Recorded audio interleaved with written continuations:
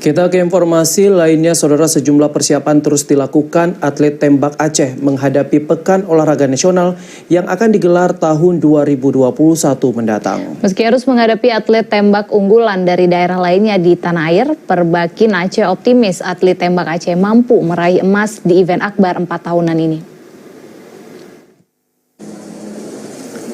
Sultanul dan Derly Amalia Putri adalah dua penembak asal Aceh yang dijagokan meraih emas di ajang PON 2021 mendatang.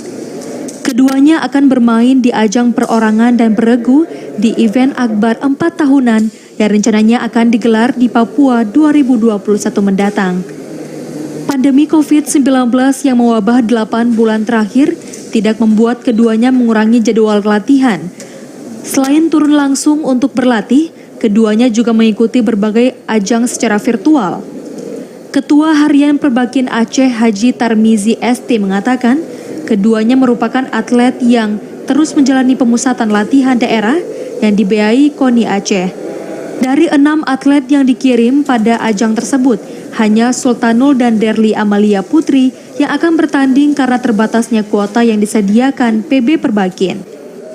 Menembak, selalu menjaga jarak, dan selalu kita kalau diadakan kejurnas waktu dia COVID PSBB di Jakarta, selalu kita via online, via Zoom itu selalu kita mengikuti setiap event yang adakan di nasional. Target saya terutama atas nama Derly dan Sultanul, saya yakinkan mereka dapat emas karena hari-hari latihan mereka selalu mendapatkan nilai yang terbaik, selalu di atas rata-rata MKS.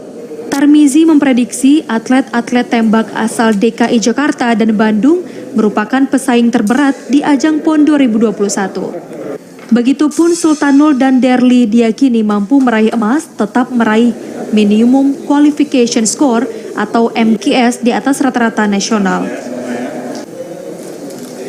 Tarmizi berharap dukungan semua pihak khususnya masyarakat Aceh agar keduanya mampu menunjukkan prestasi gemilang setelah sebelumnya juga meraih emas di kejuaraan menembak memperebutkan Piala Presiden. Dari Banda Aceh, Arman Konadi, TVRI melaporkan.